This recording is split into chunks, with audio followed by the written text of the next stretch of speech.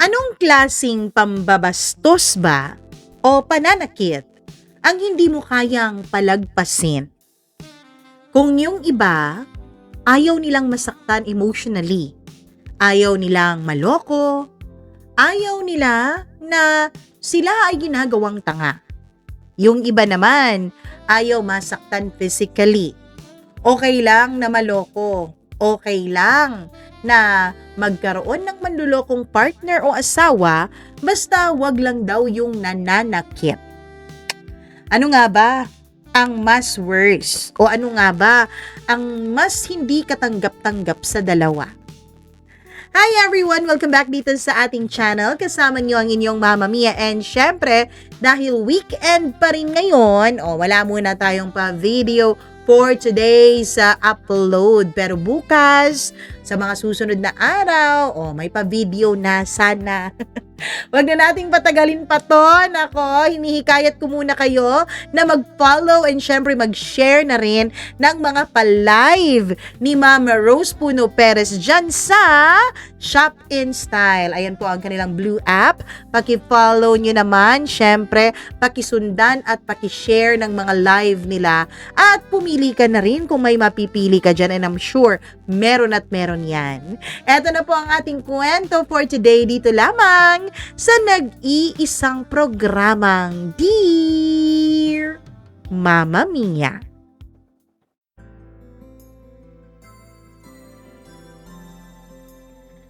Maraming beses tayong nasasaktan habang tayo ay nabubuhay sa mundong ibabaw. Madaming beses tayong naalila at naalipusta ng iba. Ikaw, anong klaseng pang-aalipusta ba ang hindi mo kayang tanggapin at sikmurain? Dear Mama Mia, 12 beses. Yan ang eksaktong bilang ng mga sampal na tumama sa mukha ko habang nakatayo ako sa gitna ng sala ng bahay na ilang taon ko ring inalagaan. Hindi ako sumigaw, hindi ako lumaban, at lalong hindi ako ngumangawa sa pag-iyak. Ang naririnig ko lang noon ay ang mahinang pag-ugong ng electric fan sa sulok, ang pagpatak ng gripo sa kusina at ang mabigat kong paghinga habang unti-unting lumalabo ang paningin ko sa bawat hampas ng palad ng asawa ko. Sa bawat tama, parang may bahagi ng pagkatao ko ang napupunit. Pero mas masakit pa rin ang katotohanang hindi niya ako tinanong muna. Hindi niya ako pinakinggan. Hindi niya man lang ako tiningnan bilang kanyang asawa at katuwang, kundi bilang isang babaeng kailangang patahimikin para maprotektahan ang sarili niyang ina. At doon ko unang naisip na baka matagal nang patay ang pagmamahal sa loob ng bahay naming iyon. Baka ako lang ang hindi nakapansin nun. 3 taon pa lang kaming kasal ni Victor noon, Mama Mia. Pero pakiramdam ko, pang 10 taon na ang pagod ko sa aming pagsasama. Hindi dahil mahirap ang buhay namin. Hindi man kami mayaman, pero sa totoo lang, hindi rin naman kami naghihirap. May maliit kaming townhouse sa Quezon City. May isa kaming anak, si Luna. 2 taong gulang. May negosyo si Victor, Mama Mia, na nagsosupply ng mga hardware products. Ako naman ang nag-aasikaso ng online shop habang nag-aalaga din ng aming anak. Sa paningin ng ibang tao, ng aming mga kakilala at kaibigan, ay maayos ang buhay namin. Tahimik, disente. Yung tipong relasyon na sasabihin ng kapitbahay na, ang swerte naman ni Ana kay Victor, responsableng asawa. Pero walang nakakakita ng mga bagay na hindi ko kinukwento sa iba. Walang nakakakita kung paano unti-unting lumiit ang mundo ko simula nang maging asawa ako ng isang lalaking hindi marunong kumalas sa anino ng kaniyang ina. Unang beses kong nakilala si Victor sa birthday ng kaibigan ko noong 23 years old lang ako, Mama Mia. Hindi ko makakalimutan yun dahil siya lang ang lalaking hindi nagyabang ng kotse, ng trabaho o ng kanyang pera sa buong gabing iyon. Tahimik lang siya noon, nasa sulok at nakikinig lang. Habang lahat nag-iinuman at nagsisigawan sa karaoke, siya lang ang taong lumapit sa akin para tanungin kung okay lang ako. Dahil napansin niyang hindi ako kumakain. Simple lang siya noon, maayos magsalita. At higit sa lahat, mukhang mabait. Noong mga panahong yun, sobrang pagod na ako sa mga lalaking puro porma lang naman at yabang ang alam. Kaya nang makilala ko si Victor, pakiramdam ko, finally, may lalaki ring mature na dumating sa buhay ko. May lalaking safe, pero mali pala ako. Hindi pala lahat ng tahimik ay mabait. May mga lalaking tahimik dahil hindi nila kayang panindigan maging ang kaniyang sarili. Nung mag-boyfriend pa lang kami, napansin ko na agad kung gaano ka-attach si Victor sa nanay niya. Lahat ng desisyon niya, kailangan alam ng kanyang ina. Kapag bibili siya ng bagong polo, tatawagan niya muna ito. Kapag may lakad kami, kahit may edad na siya, magte-text na muna siya sa nanay niya at magpapaalam. Kung nag-away man kaming dalawa, malalaman agad yun ng nanay niya kinabukasan. Noon, Mama Mia, hindi ko yun binigyan ng mali siya. Iniisip ko lang, mabait lang talaga siyang anak. Mataas ang respeto sa kanyang magulang. At dahil lumaki ako noon na ulila sa ama, naiinggit pa nga ako minsan sa closeness ni Victor sa kanyang mga magulang.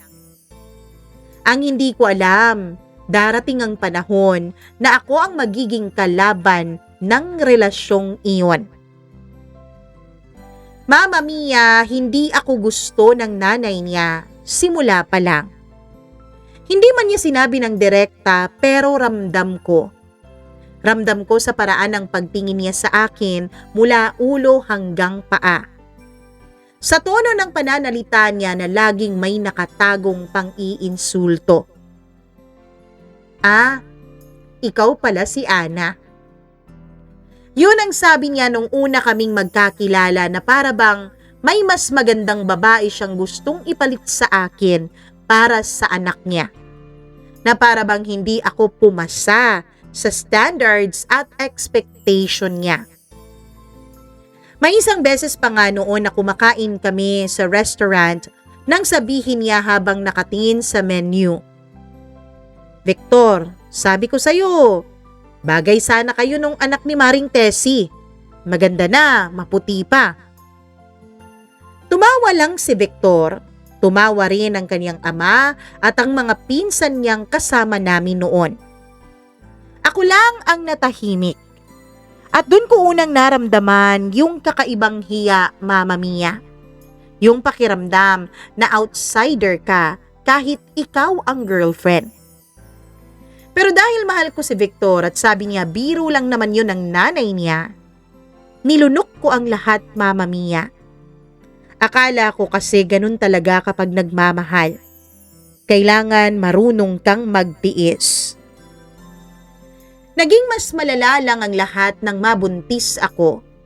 Gusto ng nanay niya na lalaki sana ang anak namin ni Victor. Paulit-ulit niyang sinasabi yun habang buntis ako. Mas okay pa rin na lalaki talaga yung unang apo.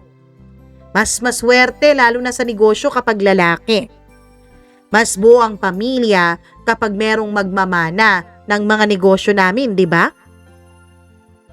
Nung nalaman naming babae ang anak namin ay ngumiti lang siya saglit tapos sinabi niyang, okay na rin. Okay na rin. Para bang namalengke lang kami at walang stock nung gusto niya. Kaya kung anong meron, yun na lang ang binili namin. Nandun ako, Mama Mia. Narinig ko. Pero si Victor, tahimik lang. Laging tahimik. At yun ang pinakamalaking problema sa asawa ko. Noon, Mama Mia, yun ang nakaakit sa akin. Yung pagiging tahimik niya. Nakakala ko pasensyoso. Pero hindi pala yun maganda. Lalo na sobrang tahimik lang. Wala namang ibang bisyo itong si Victor. Hindi siya babaero, hindi rin siya sugarol. Pero hinahayaan niyang masaktan ako habang nanonood lamang siya. At minsan, Mama Mia, sa totoo lang, mas masakit pa yun kaysa sa manugal siya o mambabae siya. Dumating ang punto na tuwing malalaman kong bibisita ang nanay niya sa amin, ay parang kinakabahan na agad ang dibdib ko. Kailangan malinis ang lahat. Kailangan maayos ang bahay. Kailangan tamang-tama lang ang timpla ng pagkain. Kailangan planchado lahat. Ultimo kurtina. Dahil kapag may mali, may sasabihin siya. At kapag may sinabi siya, walang sasagot at magtatanggol para sa akin. Ana, bakit parang maalat tong pagkain? Bakit hindi ka marunong magluto ng gulay? Bakit pinapabayaan mo yung buhok mo? Ana, dapat lalaki ang laging nasusunod sa bahay. At dapat kapag mag-anak kayo ulit ni Victor, lalaki na ha? Yung babae, sumusunod lang yun sa asawa niya. Walang boses. Hindi dapat sumasagot. Yan ang naririnig ko sa nanay niya ng paulit-ulit. Minsan pakiramdam ko, hindi ako manugang. Katulong ako na kailangang pumasa araw-araw sa mga pasulit niya. At ang pinakamasakit, Mama Mia, kapag kaming dalawa na lang ni Victor ang nasa kwarto, ang lagi niyang sasabihin sa akin, pagpasensyahan mo na yang si Mama, matanda na kasi. Palaging ganun, pagpasensyahan, intindihin, hayaan. Ako lang ang umiintindi, ako lang ang nag-a-adjust. Hanggang sa dumating yung araw na halos ikamatay ng nanay ko. Ang nanay ko po ay may sakit sa puso. 2 beses na siyang naospital. May maintenance siya na kailangang araw-araw niyang mainom. At mahalang gamot na yun, Mama Mia. Minsan nga kalahati ng kinakita ko sa online shop ay napupunta lang sa gamot ng nanay ko. Pero never akong nagreklamo. Nanay ko yun eh. At isa pa, Mama Mia, nag-iisang anak lang naman ako. Kaya walang ibang tutulong sa nanay ko kundi ako lang. Ang problema, hindi naniniwala ang nanay ni Victor sa mga maintenance medicine. Mahilig siya sa mga herbal, sa mga napapanood niya sa Facebook. Sa mga iniinom daw ng kapitbahay niyang gumaling kahit walang doktor. Noong una, hinahayaan ko lang siyang magsalita. Pero isang umaga, nagising ako na umiiyak ang nanay ko sa kusina. Nakaluhod siya sa sahig, yakap-yakap ang bakanteng lagayan ng gamot. At hanggang ngayon, hinding-hindi ko talaga makakalimutan ang itsura ng nanay ko noon. Mama Mia, 62 years old na po ang nanay ko. Nakikita ko noon na namamaga ang mga mata niya. Nanginginig ang mga kamay na para bang batang nawalan ng pag-asa.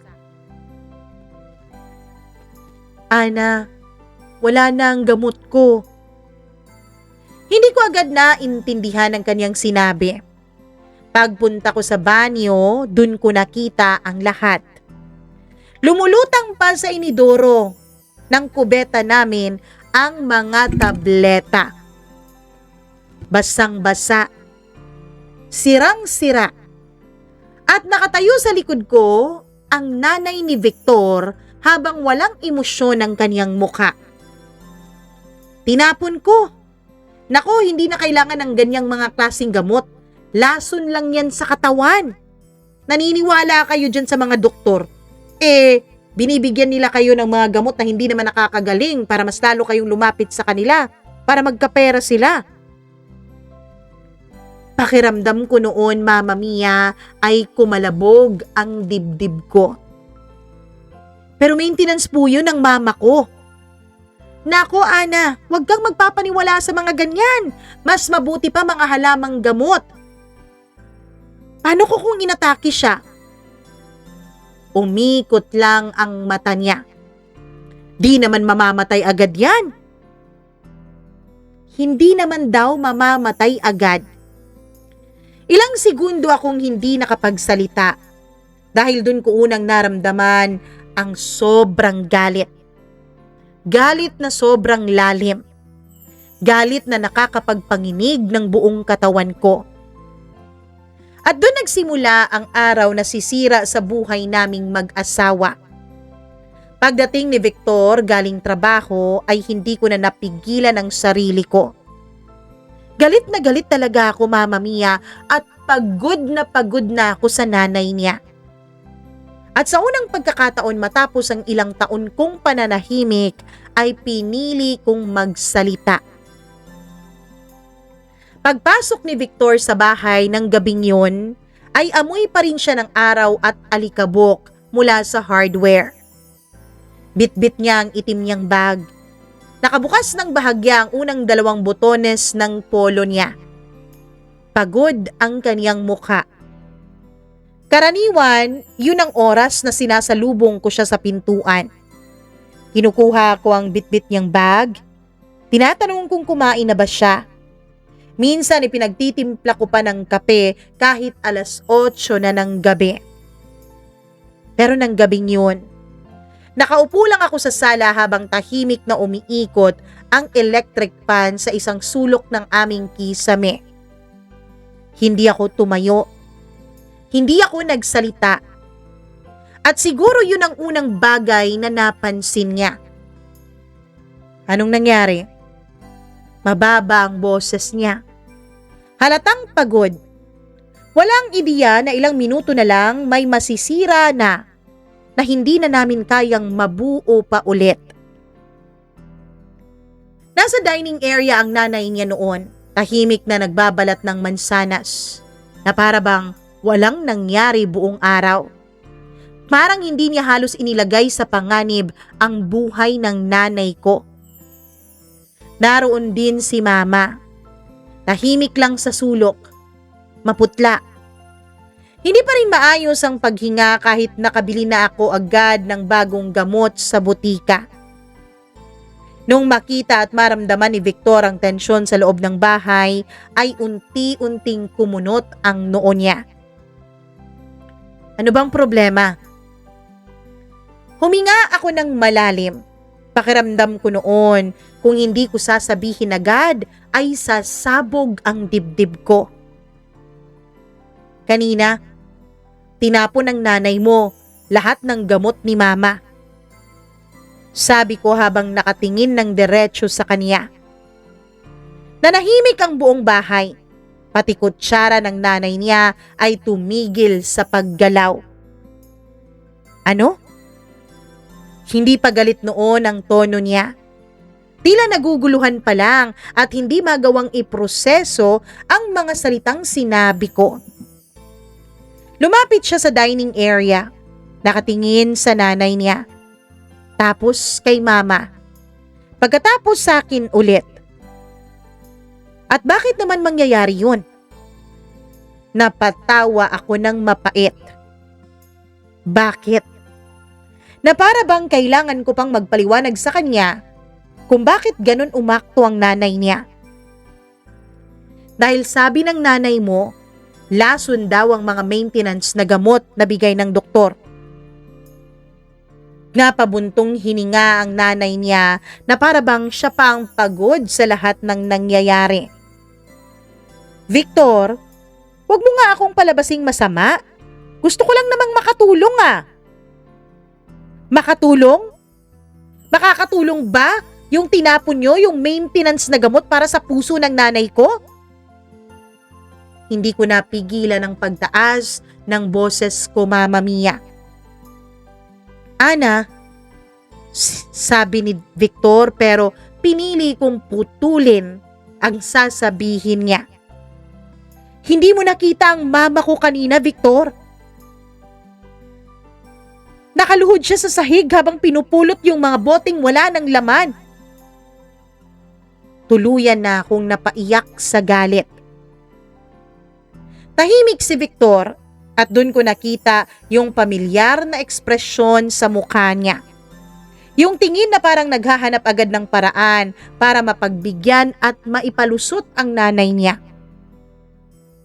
Hindi humahanap ng paraan para ipagtanggol ako na asawa niya, kundi para palusutin na naman sa mga kalokohan ang ina niya. Ganun naman palagi, Mama Mia eh. Ano ba kasing sabi ni Mama? Tanong niya ng maingat pero halatang naiinis. Pakiramdam ko noon ay parang ako pa yung nasa gitna ng investigasyon. Parang ako pa ang kailangang magpaliwanag kung bakit ako nasasaktan. Sumagot ang nanay ni Victor bago pa ako makapagsalita. Sinabi ko lang naman na subukan namin yung herbal eh. Nagalit na agad tong asawa mo, Amazona. Dahil gamot yun sa puso. Sigaw ko. Hindi yun vitamins, hindi yun candy o gamot lang ng lagnat. Ana, huwag mong taasan ng boses si Mama. Malamig na sabi ni Victor. Parang may malamig na tubig na ibinuhos sa buong katawan ko noon, Mama Mia. Yan na naman. Yan na naman yung pakiramdam na mag-isa ko.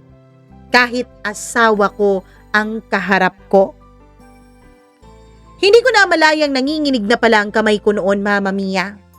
Pagod na ako. Hindi lang dahil sa nangyari kay Mama, kundi dahil pakiramdam ko, ilang taon ko nang nilalamon lahat ng sama ng loob para lang mapanatili yung katahimikan at kaayusan sa bahay na yon. At ngayon, unang beses akong sumabog. Kasi sobra na eh. Pero ako pa rin pala yung mali. Ano bang gusto mong mangyari, Ana? Tanong ni Victor. Tiningnan ko siya. Matagal. Masakit.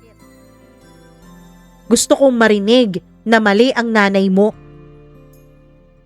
Hindi siya agad nakasagot at yung ilang segundong katahimikan na yun na mismo ang sagot niya sa akin. Biglang tumulo ang luha ng mga mata ng nanay ni Victor. Napakabilis na para bang on cue na sinabi ng direktor. Parang sanay na sanay. Victor, ganito pala ang tingin sa akin ng asawa mo. Nanginginig kunwari ang boses niya. Napapikit ako, Mama Mia. Alam na alam ko na ang susunod na mangyayari. Nakita ko na yun ng maraming beses. Kapag umiiyak ang nanay niya, natataranta na si Victor. Kapag nagdadrama yung nanay niya, biglang nawawala yung kakayahan niyang mag-isip ng tama. At eksaktong ganun nga ang nangyari, Mama Mia. Mama naman, uwi na lang ako bukas. Sabi ng nanay niya habang pinupunasan ng luha niya. Ayoko nang maging pabigat dito. Ayoko nang maging dahilan ng away ninyo ng asawa mo. Mama, wag naman ganyan. Tahimik lang akong nakatingin sa kanila na para ba isa silang eksena sa telebisyon. Pakiramdam ko noon, Mama Mia, nanonood ako ng pelikulang kabisado ko na yung ending. At alam ko na sa puntong yun, ako na naman ang kontrabida. Victor, halos mamatay ang nanay ko. Sabi ko nang pigil na pigil ang galit na nararamdaman ko. Hindi naman namatay, di ba? Sagot agad ng nanay niya. Parang may kung anong pumutok sa tenga ko. Ano po ba ang ibig niyong sabihin? Sigaw ko. Ana, sinigawan din ako ni Victor, Mama Mia. Hindi, Victor. Pagod na ako. Tumayo ako, Mama Mia. Ramdam ko ang init ng katawan ko at ang mabilis na pagtibok ng puso ko. Higit 3 taon na akong nananahimik. 3 taon kong tiniis lahat ng pang-iinsulto ng nanay mo sa akin. Sabi ko. Natahimik silang dalawa. Namumutla na si Victor pero hindi na ako huminto. Hindi ko na kayang huminto dahil naumpisahan ko na, Mama Mia. Tuwing pupunta siya rito, para akong katulong sa sarili kong pamamahay. Ana, sumusobra ka na. Hindi, Victor. Kayo ang sumusobra. Ngayon lang ako nagsasalita. Tinapon niya ang gamot ng nanay ko. Dati, nung nagluto ang nanay ko, tinapon niya yung pagkain dahil pang mahirap daw. Tinapon niya ang mga itlog na dala ni nanay galing probinsya. Pinapakialam niya pati ang pagpapalaki ko sa anak nating si Luna. At ngayon, gamot na ng nanay ko? Buhay na ng nanay ko ang nilagay niya sa peligro? Tahimik ang sala. Naririnig ko ang mahinang pag-iyak ng anak namin mula sa loob ng kwarto. Siguro nagising si Luna sa sigawan naming mga matatanda. Pero wala nang may kontrol sa gabing yon. Ana, sumusobra ka na. Humingi ka ng tawad kay Mama. Mababa ang boses ni Victor na para bang hindi niya narinig ang mga sinabi ko kani-kanina lang. Malamig at mapanganib ang boses niya. Parang may kung anong bumigat sa hangin. Napatawa ako ng walang saya. Ako pa? Oo, dahil nasaktan mo siya. Nasaktan ko? Victor, halos mamatay ang nanay ko.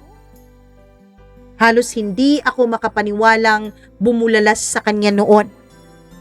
Hindi naman sinasadya ni Mama. Victor, hindi mo pa rin nakikita ang mali ng mama mo? Humigpit ang panga niya. Ana, asawa kita. Pero ayokong pinapahiya mo ang nanay ko. At doon ko tuluyang naintindihan, Mama Mia.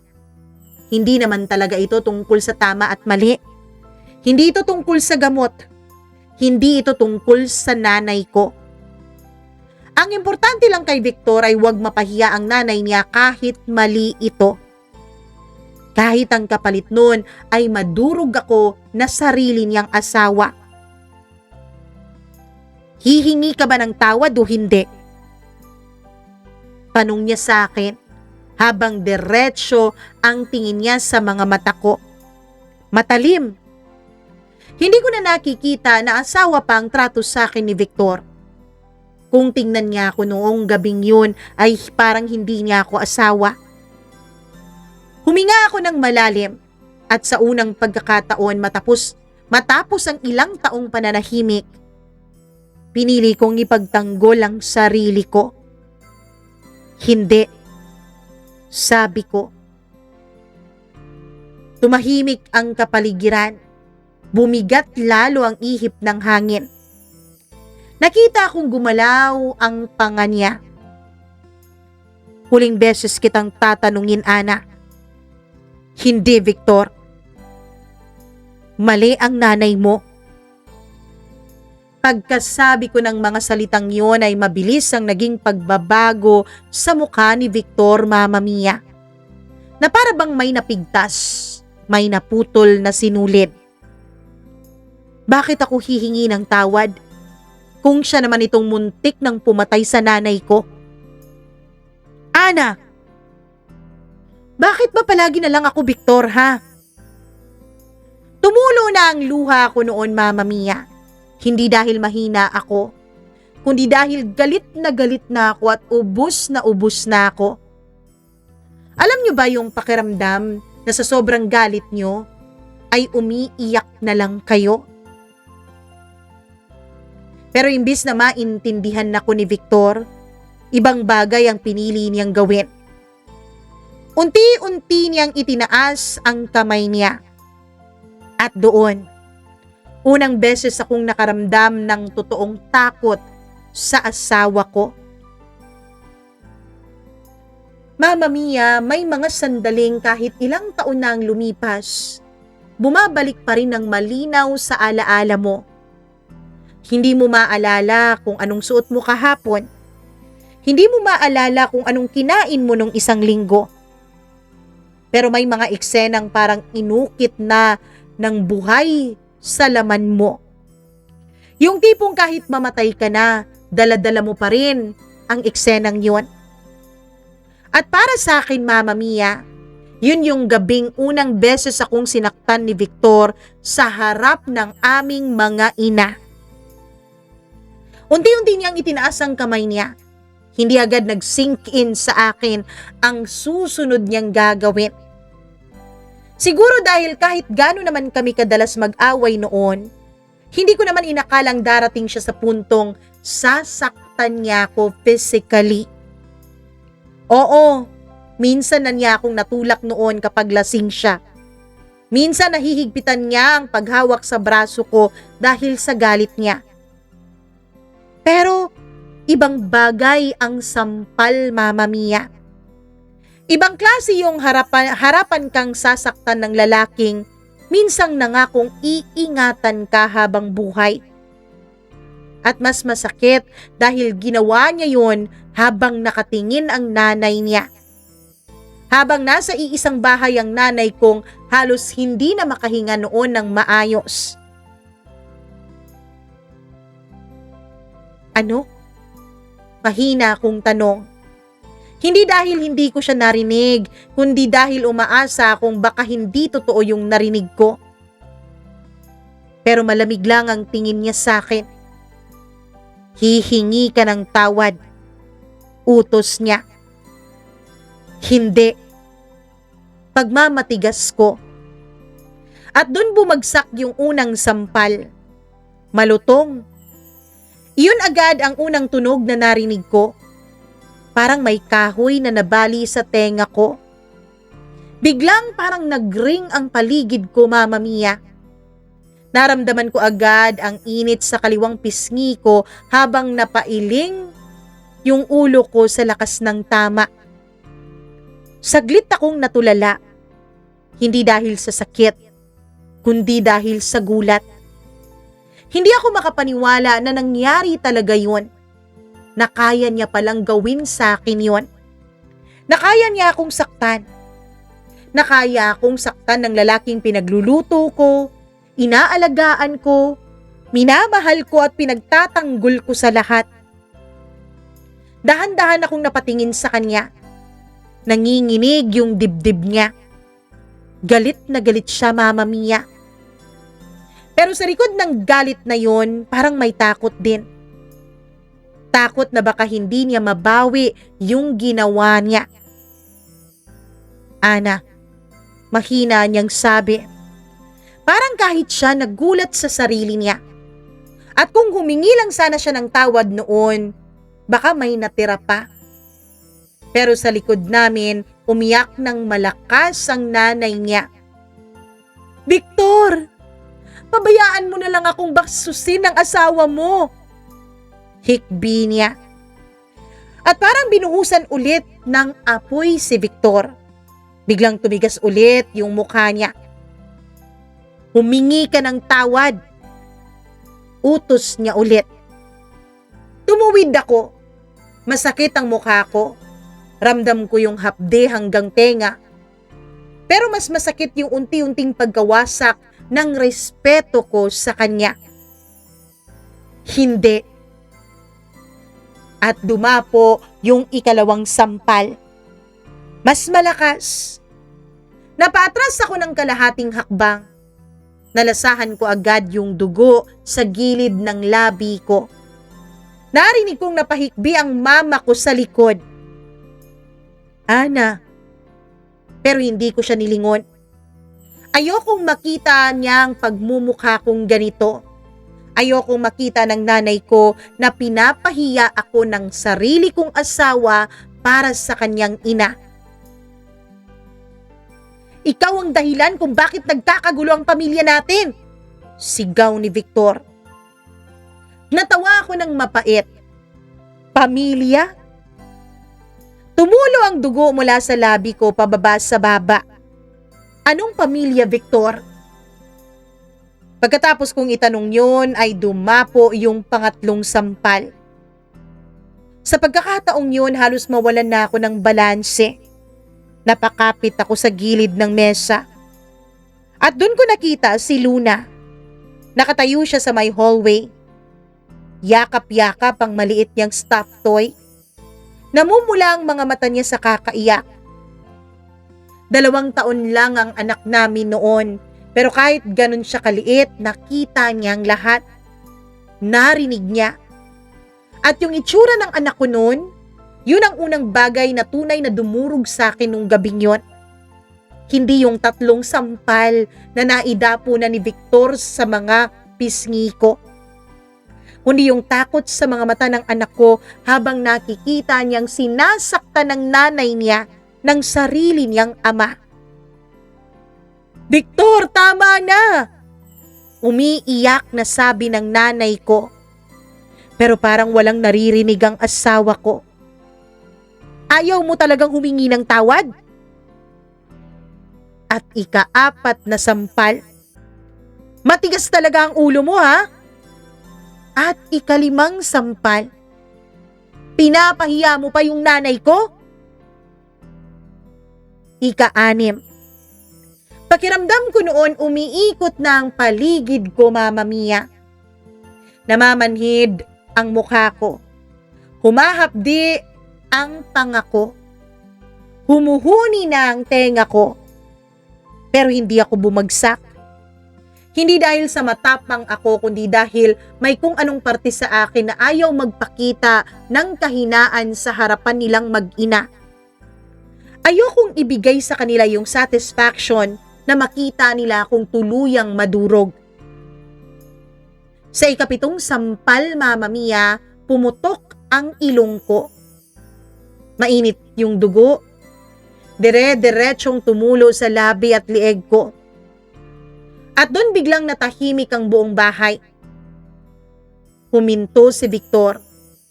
Nakatingin lang siya sa dugo na nasa kamay niya. Parang ngayon lang niya na-realize kung gaano na pala kalala ang ginagawa niya. Huminga siya ng mabigat. Ana. Tawag niya. Pareho pa rin ang boses niya pero hindi na siya yung lalaking minahal ko sa puntong yun. Isa na lang siyang estrangherong unti-unting pumapatay ng pagmamahal ko. Dahan-dahan kong pinunasan ng dugo sa ilong ko tapos tumingin ako sa kanya. Diretso, walang takot, at alam kong punong-puno ng galit noon ang mga mata ko. 7 beses. Namutla siya. Ano? 7 beses mo akong sinampal. Nanginginig ang boses ko pero malinaw. At alam mo ang pinaka-nakakatawa, Victor? Tahimik siya. Hindi gumagalaw. Hindi na masakit. Kasabay noon ay parang may kung anong nagbago sa loob ko. Parang naramdaman ko ang pagkamatay ng pagmamahal at pag-aalala ko para kay Victor, Mama Mia. Yung babaeng ilang taong nagmakaawang maintindihan. Yung babaeng laging umiintindi. Yung babaeng tahimik lang na umiiyak sa CR para walang makarinig sa kanya tuwing gabi. Unti-unti siyang nawawala at may ibang taong pumalit. Mas malamig na Ana, mas pagod. At yung Anang kahit patayin pa niya sa mga oras na yon ay wala nang natitirang takot para sa asawa niya. Victor, mahina ang boses ko pero tumahimik silang lahat. Alam mo ano ang pinakamasakit? Hindi yung sampal. Pagkatapos kong sabihin sa kanya yon ay tinignan ko si Luna sa hallway. Tahimik na umiiyak yung anak namin habang hawak-hawak pa rin yung laruan niya. At hindi rin yung dugo. Bumalik ang tingin ko kay Victor. Ang pinakamasakit, yung pinakita mo sa anak natin na okay lang saktan ng babae kapag galit ng lalaki. Parang may bumagsak na mabigat sa mukha niya. Napatingin siya kay Luna at doon ko unang nakita ang pagsisisi sa mga mata niya, Mama Mia. Pero huli na. Sobrang huli na. Tahimik ang buong bahay pagkatapos nun. Yung klase ng katahimikan na mas masakit pa kesa sa sigawan. Naririnig ko yung mahinang hikbi ni Luna mula sa hallway. Naririnig ko pa rin ang mabigat na paghinga ni Victor. Naririnig ko rin yung electric fan na paikot-ikot sa kisame na parang walang pakialam sa gulong nangyayari sa loob ng bahay namin. At sa gitna ng lahat, nakatayo ako habang tumutulo ang dugo na mula sa ilong ko sa tiles ng sahig namin. 1, 2, 3. Maliliit na patak ng dugo, pero pakiramdam ko bawat isa doon, taon ng pagtitimpi ko. Ana, mahina ang boses ni Victor. Hindi na galit, hindi na rin matapang. Parang ngayon lang siya nagising mula sa sarili niyang galit. Pero wala na akong maramdaman noon kundi pagod. Sobrang pagod. Yung tipong kahit sumigaw siya o lumuhod sa harap ko, wala na ring magiging epekto sa akin. Dahan-dahan kong inangat ang tingin ko sa kanya. Namumula ang mga mata niya. Namamaga na rin yung palad niya sa kakasampal, tanda na mga malalakas na sampal ang binitawan niya sa mukha ko. At kung ibang Ana siguro yun. Kung yung dating Ana pa yun, baka naawa pa ako sa pamamaga ng kamay niya. Pero nung gabing yun, wala na akong mahanap na awa para sa lalaking paulit-ulit akong piniling pabayaan. 7 beses. Ulit ko, na parang gusto kong idiin sa kanya bawat hampas. Hindi para manumbat, kundi para maalala niya yun habang buhay. Hindi ko sinasadya. Nanginginig niyang sabi. Napatawa ulit ako ng mahina. Yung tawang galing sa taong pagod ng masaktan. Talaga ba? Hindi siya makatingin ng diretso sa tanong kong yun. At doon ko na-realize, Mama Mia, mas natatakot siya sa sarili niyang ginawa kesa sa pagkawala ko. Sa likod niya, mabilis na tumayo ang nanay niya. Ana, sobra ka na ha? Bakit parang ikaw pa rin ang biktima rito? Unti-unti akong napalingon sa kanya. Sa totoo lang, yun ang unang pagkakataon yata na nakita ko ng malinaw ang mukha ng nanay niya. Hindi bilang nanay ng asawa ko. Hindi bilang isang matandang karapat-dapat irespeto. Kundi isang babaeng matagal nang gustong kontrolin ang lahat. Hindi po ba ako yung biktima dito? Tanong ko ng mahina. Kasalanan mo rin yan, kaya ka nasaktan ng anak ko. Bastos ka kasi, walang respeto. Sigaw niya. Respeto sa alin po? Lumapit ako ng bahagya kahit nahihilo ako. Ano po ba ang tawag niyo dun sa pagtapon niyo ng gamot ng nanay ko? Yun ba yung respeto? Namutla siya. Yung pagsabi niyong, hindi bali nang mamatay siya. Hindi ko sinabi yun, ha? Oo nga. Ang sabi niyo, hindi naman mamamatay agad yan. Tumahimik siya. At doon unang beses na walang naisagot sa akin ang magiting at matapang na nanay ni Victor. Biglang umiyak si mama sa likod ko. Mahina lang. Na para bang nahihirapan siyang huminga. Na para bang pagod na rin siya at durug na rin siya. Ana, tama na anak. Lumingon ako at halos madurog ulit ang dibdib ko nang makita ko ang nanay ko. Nakatayo siya habang hawak ang dibdib niya. Namumugto ang mga mata niya at mukhang hirap na hirap pa ring huminga. Pero kahit ganon, ako pa rin ang iniisip niya. Ayaw niyang lumala yung away namin ni Victor. Ayaw niyang masira ang pamilya ko. Ganito ang mga nanay. Kahit sila na yung nasasaktan, anak pa rin yung inuuna. Mama, pasensya ka na. Mahina akong sabi. Umiling siya agad. Hindi, kasalanan ko to. Hindi, Mama.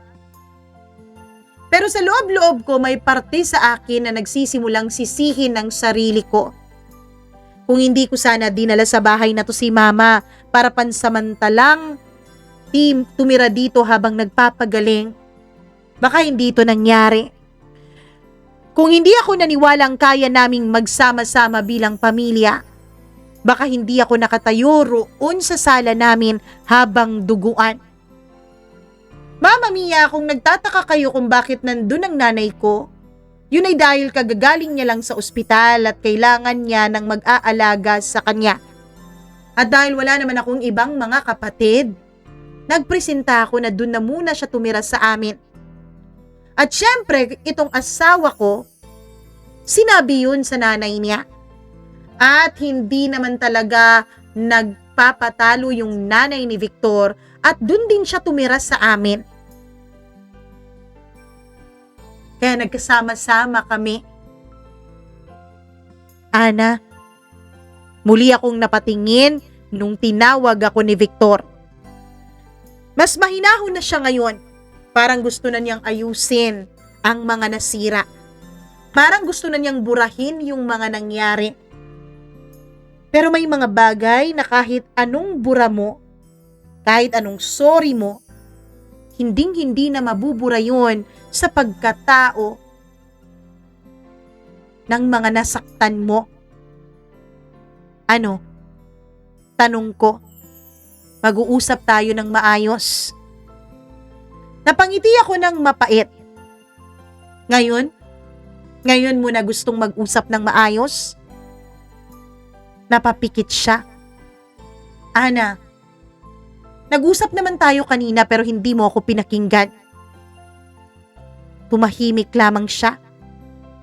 Hindi mo tinanong o pinakinggan kung ano talagang totoong nangyari.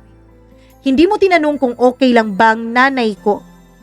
Hindi mo tinanong kung bakit galit na galit ako. Unti-unting bumigat ulit ang boses ko. Alam mo kung anong una mong ginawa, Victor? Pinilit mo akong humingi ng tawad sa nanay mo kahit siya naman ang may kasalanan. Tumigas ulit ang panga niya. At doon ko nakita na kahit nagsisi siya, may parte pa rin sa kanya na naniniwalang tama ang ginawa niya sa akin. Na bilang asawa, dapat sumunod ako. Na bilang manugang, dapat manahimik lang ako kahit anong gawin ng nanay niya. At doon ko tuluyang naintindihan. Hindi lang talaga tutungkol sa isang sampal. Matagal nang sira ang relasyon namin. Pinipilit ko lang buuin dahil hindi ko lang matanggap noon. Binilang mo ba? Napakunot noo siya sa tanong ko. Ang ano? Ang lahat ng beses na sinaktan mo ako, Victor, binilang mo ba? Biglang namutla ang mukha niya. At dun ko nalaman na alam pala niya, Mama Mia. Naalala niya ang bawat sandaling sinasaktan niya ako. Lahat. Nung lasing ka, Victor, at tinulak mo ako sa pader, nauntog ang ulo ko sa cabinet. Hindi siya umimik. Nagsorry ka sa akin kinabukasan habang umiiyak. Nakita akong unti-unti siyang yumuyuko, Mama Mia. At sinabi mo sa akin noon na hinding-hindi na yun mauulit. Nangako ka. Tapos nung isang taon, nanginginig na ang boses ko habang binabalikan ang bawat pagkakataon na nasasaktan ako ni Victor nang hindi raw sinasadya. Nung isang taon sinakal mo ko. Biglang umangat yung ulo niya. Ana, hindi mahigpit, oo. Inunahan ko siya dahil alam kong yun ang sasabihin niya. Kaya nga pinatawad kita eh. Nakita kong napapikit siya, Mama Mia. Parang nahihirapan na siyang marinig ang lahat. Pero ngayon lang ako nagsasalita. At hindi na ako titigil. Hindi na ako mananahimik. Alam mo ang pinaka nakakahiya sa lahat, Victor? Yung nagsinungaling pa ako sa mga kaibigan ko. Naalala ko bigla yung araw na yun, Mama Mia. Pumunta ako sa birthday ng pinsan ko na may pasa sa leeg ko. At nang tanungin nila kung ano yun, sabi ko nakalmot ako ng pusa. Wala naman kaming pusa sa bahay. Bakit mo ginagawa to, Ana? Bakit ka ngayon nagkukwenta ng lahat? Bulong ni Victor. Napatawa ako. Ginagawa? Ang alin, Victor? Yung pagsasalita? Tumutulo ang luha ko habang nakatingin. Hindi dahil sa naaawa ako sa sarili ko, Mama Mia, kundi dahil galit na galit pa rin talaga ako at gusto ko nang mailabas ang lahat ng galit na yon. Ngayon lang ako nagsasalita, Victor. Ngayong nagsalita na ako pa rin ang masama. Napalunok siya sa sinabi ko. Tahimik. Walang maisagot. Walang nagsasalita. Siya, kahit nanay niya. Dahil minsan, Mama Mia, kapag tuluyan nang nailabas lahat ng katotohanan, wala nang natitirang maidadahilan yung mga taong may kasalanan. Hindi ko alam kung gaano kami katagal na nakatayo roon. Pakiramdam ko huminto ang oras sa loob ng sala namin. Walang gumagalaw, walang nagsasalita. Pero sa loob ko may unti-unti nang nagdedesisyon. At habang mas tumatagal akong nakatingin kay Victor, mas lalo kong naintindihan na wala na ngang natitira. Hindi dahil sa hindi ko na siya mahal, kundi dahil pagod na akong mahalin ang isang taong paulit-ulit naman akong pinapabayaan. Hindi nga siya nambababae. Wala nga siyang iba. Pero mas masahol pa siya kesa sa mga asawang babaero. Ana, lumapit siya ng bahagya at automatic akong umatras. At yung simpleng pag-atras ko na yun ay parang sampal din sa kanya. Kita ko kung gaano at paano nagbago ang ekspresyon sa mukha niya. Parang ngayon lang niya nare-realize na natatakot na ang katawan ko sa kanya. Na hindi na siya safe para sa akin. At siguro yun ang isa sa pinakamasakit na katotohanang kayang marinig ng isang lalaki. Ana, makinig ka muna. Umiling ako. Pagod na akong makinig. 3 taon na akong nakikinig. 3 taon na akong umiintindi. 3 taon na akong paulit-ulit na nagpapatawad. At saan ako dinala ng mga yon noon? Sa sahig na may dugo habang nanginginig ang anak ko sa takot. Tahimik akong naglakad papunta sa kwarto. Narinig kong sumunod siya. Ana, huwag mo akong iwan habang galit ka. Huwag kang magdesisyon habang nasa mataas ka pang emosyon. Hindi ako sumagot. Binuksan ko ang cabinet. Kumuha ako ng mga bag at dun siya tuluyang nataranta. Anong ginagawa mo? Aalis na kami ni Mama at ni Luna dito.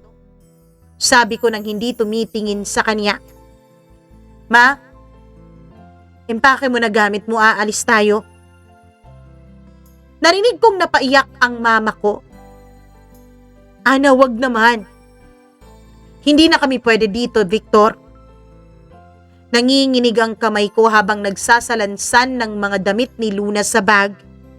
Mga maliliit niyang damit, maliliit na medyas, maliliit na pantulog na may print ng buwan.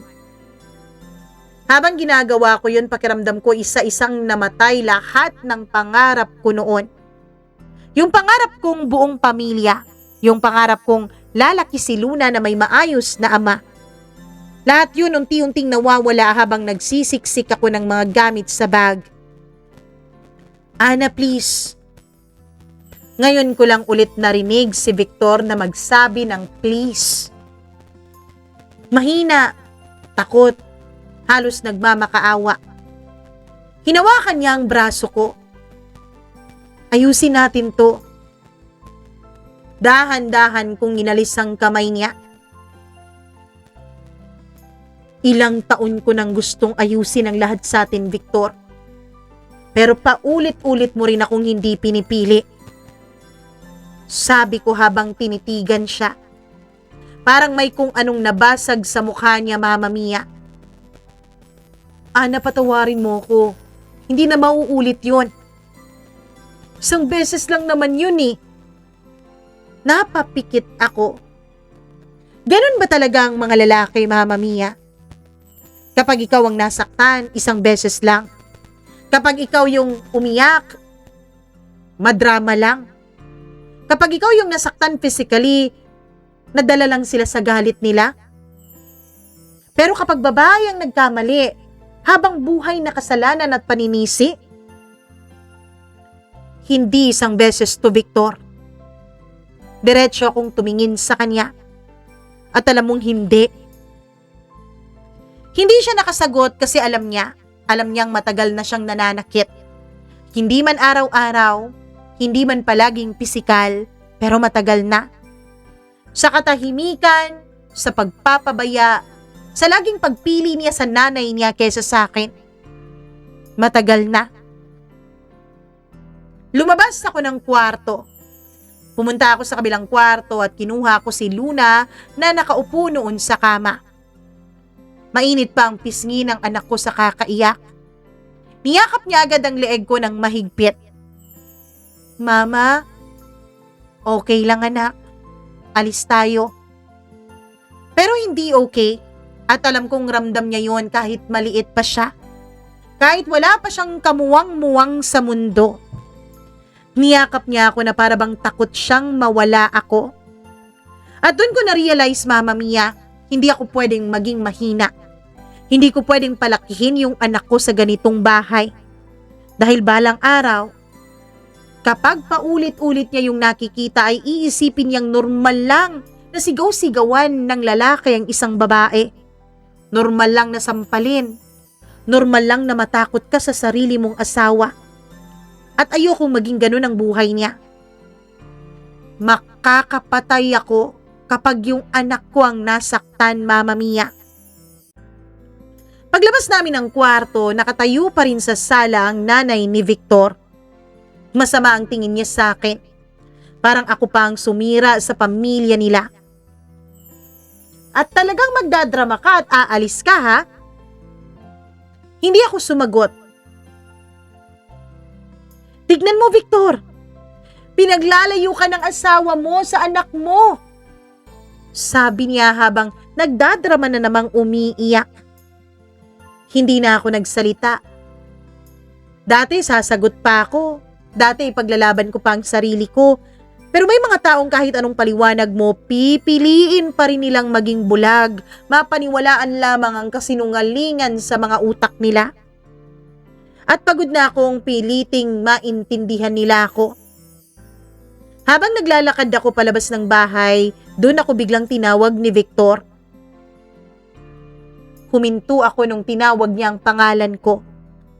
Hindi ako lumingon at sa likod ko narinig ko yung boses niyang wasak na wasak. Hindi ko sinasadya, Ana.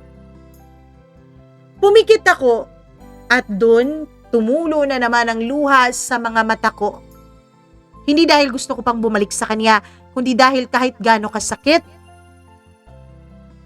aaminin kong minahal ko naman talaga siya. Totoo lahat ng pagmamahal na binigay ko. Totoo lahat ng pag-iintindi ko. Totoo lahat ng pangarap ko para sa amin.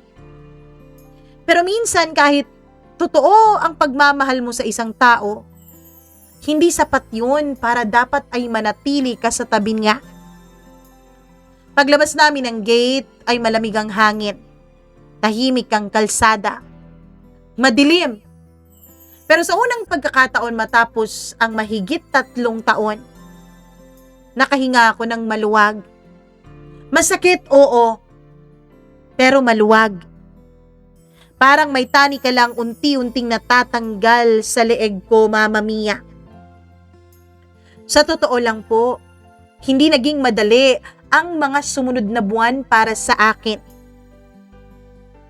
Doon muna kami tumira kay Mama sa maliit niyang bahay sa Bulacan kung saan ako lumaki. Mainit doon, masikip, at aaminin ko mas komportable ang binigay na bahay ni Victor sa akin noon. Dahil yung bahay ng mama ko ay luma na, may tumutulong bubong kapag umuulan. Pero kahit na mahirap ang buhay doon, ay tahimik. Walang sumisigaw sa akin, walang nang aalila sa akin, walang nangingialam sa mga desisyon ko, walang nananakit. Nagsimula ulit ako mula sa wala. Siyempre yung mga benta ko ay naiwan ko dun sa bahay ni na Victor. Kaya naman, Mama Mia, yung maliit kong naipon ay ipinundar ko rin para sa online business. Tumanggap din ako ng typing jobs mula sa mga kaibigan ko na nasa ibang bansa. Nag-live selling din ako kahit madaling araw na. Minsan umiiyak ako habang tulog si Mama at si Luna. Minsan iniisip ko kung tama bang umalis ako. At oo, Mama Mia, minsan namimiss ko rin si Victor. Hindi yung lalaking nanakit sa akin, kundi yung lalaking minahal ko noon. Yung lalaking unang naghatid sa akin pauwi habang umuulan. Yung lalaking nagsabing aalagaan niya ako habang buhay basta't siya ay aking pakasalan. Pero habang lumilipas ang panahon, mas naiintindihan kong hindi sapat ang memories para manatili sa relasyon na unti-unti ka namang pinapatay. Dati-rate, Mama Mia, isa po sa mga takot ko ay ang hindi mapanindigan ang pangako namin ni Victor sa harap ng simbahan. Diba sabi nila, for better or for worse, in sickness and in health, for richer or for poorer? Dati-rati, Mama Mia, takot na takot akong wag panindigan yun dahil pakiramdam ko magkakasala ako sa Diyos. Pero nung sinaktan ako ni Victor, nung sinampal niya ako ng 7 beses sa mukha ko, doon ko naintindihan na ayaw din siguro ng Diyos na magkaroon ng ganitong asawa balang araw ang anak ko. 5 buwan matapos akong umalis, dumating si Victor sa bahay ni Mama. Payat siya. Mukhang hindi natutulog ng maayos. Pagbukas ko ng pinto ay ilang segundo kaming walang imikan. Sa totoo lang, magsisinungaling ako sa iyo, Mama Mia, kung sasabihin kong hindi ko na siya mahal. Dahil mahal ko pa rin siya nung mga panahon na yon. Nakakatakot man yung aminin, pero yun ang totoo. Hindi naman siguro talaga nawawala agad yung pagmamahal kahit sinaktan ka, kahit dinurog ka pa. Minsan, Mama Mia, mas matagal pang ang mawala yung letseng pagmamahal na yan kaysa sa mga pasang nakuha mo sa taong minamahal mo. Ana, pwede ba tayong mag-usap? Tahimik akong tumango. Oras na rin siguro para tapusin namin ang lahat. Naupo kami sa labas habang mahinang umuulan noon. Amoy lupa, amoy probinsya, amoy mga bagay na simple lang pero totoo. Sa unang pagkakataon umiyak si Victor sa harap ko. Hindi yung madramang pag-iyak o yung pilit na iyak. Yung iyak ng isang taong totoong wasak. Sorry, sabi niya sa mahina at paos na boses. Hindi ko alam kung kailan ako naging ganon. Kung kailan ako naging halimaw, Ana. Hindi ako nagsasalita, hinayaan ko lang siya. At ngayong wala ka na. Napahawak siya sa mukha niya habang umiiyak. Doon ko lang na-realize lahat. Mama Mia, matagal ko nang hinintay na marinig yun mula sa kanya. Matagal ko nang hinintay na marinig na sincere siyang magsusori sa akin. Pero wala pa rin yun palang epekto sa akin. Galit ka pa rin? Tanong niya. Tiningnan ko siya ng matagal tapos mahina akong ngumiti. Hindi na. At totoo yun. Hindi na ako galit. Dahil alam kong nakakapagod din ang galit. At yung pagod na nararamdaman ko para sa amin ni Victor ay permanente na at hindi na yata mawawala. Pwede ba tayong magsimula ulit, Ana? Pwede bang umuwi na kayo ni Luna sa akin? Yun yung unang tanong na matagal kong inasam noon mula sa kanya. Yung tanong na dati, kahit masakit, alam kong sasagutin ko agad ng oo. Pero iba na ngayon. Hindi na ako yung Ana na takot na maiwan. Hindi na ako yung Ana na kayang tiisin ang lahat para lang sa isang buong pamilya at buong pagsasama bilang mag-asawa. Unti-unti ko nang nakikita ang halaga ko. At minsan kapag nakita mo na ang halaga mo, hindi mo na kayang bumalik pa sa lugar na winasak ka. Victor, minahal kita ng totoo. At dahil minahal kita at ama ka ng anak ko, pinapatawad na kita. Pero hindi ibig sabihin nun na babalik pa ako sa'yo. Na babalik pa kami ni Luna sa'yo. Hindi siya nagsalita ng matagal. Hindi na ako babalik sa'yo, Victor. Hindi dahil sa hindi pa rin kita napapatawad, kundi dahil alam ko na ngayon na hindi yung buhay na kaya mong ibigay ang deserve ko. Ana, magbabago ako. Magbago ka na lang para sa sarili mo, Victor. Wag na para sa akin. Pwede rin para kay Luna. Maging mabuting lalaki ka. Maging mabuting ama ka. Para may role model siya. Tumango siya, Mama Mia. Hindi na siya nagsalita. Parang ngayon lang niya tuluyang tinanggap ang lahat. Na may mga pagkakamaling hindi naaayos ng pagsusori at pagbabago. Na may mga taong kaya kang ngang patawarin, pero hindi ka na kayang mahalin ulit sa parehong paraan. Bago pa siya umalis ay sumilip muna siya sa bintana. Nandun sa loob si Luna. Naglalaro at masayahin na ulit. Sabihin mo sa anak natin na mahal siya ni Papa. Tumango ako at bago siya tuluyang maglakad palayo ay tinawag ko siya. Lumingon naman siya agad. At sa huling pagkakataon bilang asawa niya ay ngumiti ako ng matipid. Sana sa susunod na magmahal ka, Victor, kaya mo na siyang ipagtanggol at ipaglaban kahit sa harap ng sarili mong ina. Pagkatapos noon ay dahan-dahan siyang naglakad palayo habang umuulan. at pinanood ko lang siyang mawala sa dulo ng kalsada. Hindi na ako humabol, hindi na ako umiyak. Kahit mahal ko pa siya, Mama Mia, natutunan ko ng palayain ang sarili ko mula sa sakit na dulot niya. At hanggang ngayon, Mama Mia, hindi man kami magkaibigan ni Victor, pero pareho naming pinapalaki ang anak namin. Nagbibigay siya ng sustento. At dahil teenager na ngayon si Luna, ay may mga pagkakataon na bumibisi-bisita sa kanya si Victor.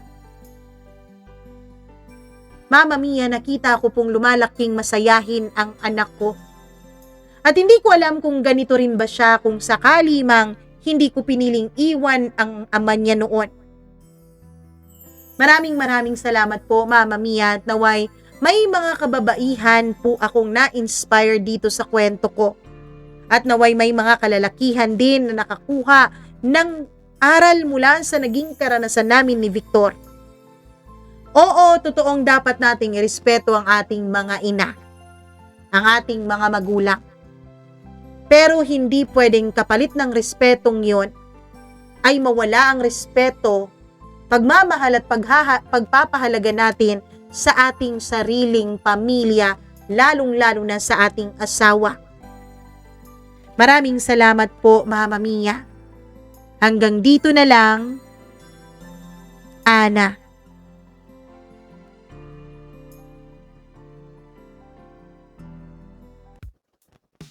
Nako, eto na naman tayo sa mga mama's boy na yarn, diba? Ay nako, maraming ganyan. Grabe naman, nasaktan ka naman, Ana. Pero anyways, kudos to you, napakatapang mo, napakaganda ng mga desisyon mo at syempre, grabe yung tapang na pinakita mo, lalo na noong sinasampal-sampal ka, pero nanindigan ka pa rin na hindi ka hihingi ng tawad. As in, strong, independent woman. Ganun ang feeling ko sa kanya noon. Pero anyways, maraming salamat, Ana, or Ate Ana, o ano man ang dapat ko itawag sa'yo. Di ko alam kung mas matanda ka sa akin o ako. Pero, bilib ako sa tapang mo at maraming salamat sa napaka-inspiring na kwento ng buhay mo. And I know, merong iba dyan na may natutunan mula dito. Sa mga nanonood ngayon, nakikinig, pakihinto sandali ng inyong ginagawa at pakiclick ng like at share button para naman marami pa tayong ma-inspire, lalong-lalo na ang mga kababaihan na nagtitiis sa masakit na pagsasama. Charot. Please, like and share this video at huwag kalimutan na mag-subscribe kung hindi pa po kayo subscriber ng ating channel. Nako, may mga tao din na kahit subscriber na ay nagpa-member pa. Kaya maraming salamat po sa mga nagpa-member dito sa ating channel. Hello ako kay Rosie Lee Espinosa or Rosel Espinosa, ang pinakabago nating member. Hi! Is it Rosel Espinosa? Parang Rosel. Hi ako kay Alpha Garcia, kay Rosel Mac Dolor, kay Jasmine Magbanwa, kay Abdullah Wahab, kay Christina Aure, kay Marlia Guiana Shane, Miriam Gutierrez, Rose Arevalo, Rico Sedanco, Colleen Bueno, Gimaras Girl, Benson Boyser, Smackdax, Maria Elena Abe, Maureen Tugab, Gail Easy, Mila Raduban at Freaky. Thank you so much sa inyong pagmamahal at walang sawang pagsuporta nitong ating munting channel. At syempre, bukod sa kanila, babati din tayo sa ating mga kasuking subscribers na lagi ding nakikinig sa atin. Nako! Maraming thank you naman sa inyong pagmamahal. Glyza Bilbar, Mary Jane Boo, hello din kay Ruby Ramos, Rose Santiago, Charlene Baclohan, Christina Season, Marietta Yotot, salamat, Aksa Heliana, Marilu Apolinario, Inconsigna Monralban, Suzette Cruz Supan, Sandara Undi, Nancy Aspera, Shermaine Lopez, at sa inyong lahat na nakikinig sa atin. Thank you so much sa pagmamahal. Nako, mukhang ang kwento natin ito ay nagpapaalala dun sa nag-trending na man in uniform ata yun. Oo. Balita ko, ayon sa mga nasagap ko, charot, na mga post, na-relieve na raw from duty yung man in uniform na nakit sa sarili niyang partner. Di ko alam kung asawa niya yun o live-in partner. Pero grabe, nakita niyo yung video? Grabe naman, nakakatakot. 'Di ba? Para sa akin, ang pinaka walang hiyang pwedeng magawa mo sa asawa mo ay yung saktan siya physically. Kasi yung pambababae, pwedeng naano ka, natukso ka na gano'n. Pero para sa akin, malademonyo na talaga yung nananakit ng kanilang sariling asawa. Although, hindi din ako pro dun sa mga babae na feeling din, nananakit din. Oh, may mga babae din naman ganyan. Nananakit. Please, wag kayong manakit. Mapababae man o lalaki o kahit anong gender. Wala po kayong karapatang manakit. Lalo na physically sa isang tao. Lalo't hindi naman ikaw nagpalaki niyan, 'di ba? Hindi ikaw ang umiri diyan. Hindi ikaw ang naghirap para maipanganak at maitaguyod yung taong 'yan. So please, kahit mga babae, may mga babae na mga pabebe din eh. Galit din ako sa mga ganyan. Charot na. Yung mga kahit mga boyfriend, girlfriend, mananakit, tapos mananakit. Ay nako, wag kayong ganyan. Wala po kayong ni katiting na karapatan para manakit. Kahit pa asawa nyo yan, kahit pa kayong nagpapakain dyan, wala po kayong karapatan. Okay? Mapababae man o lalaki. Yung mga girls, I'm not saying na tama yung ginawa nung mamang man in uniform na yon, pero mukhang na-trigger din siya dahil nanakit din yung girl. So, wag na wag po kayong mananakit. Kung hindi na po kayo masaya, kung galit kayo, umalis kayo, magpahangin, huminga, ganun. Kung ganyan talaga kayo magagalit na nananakit kayo, mag-seek kayo ng help, professional help. Kung hindi kaya ang professional help dahil mahal, lumayo na lang kayo, mag-walk out na lang muna kayo kesa makapanakit kayo, okay? Wag na wag. Anyways, maraming salamat sa inyong lahat. Ako pong muli ang inyong one and only Mama Mia. Hanggang sa susunod po nating kwentong pagsasaluhan, dito lang po sa inyong paboritong programa. Maraming salamat. I love you. Bye-bye.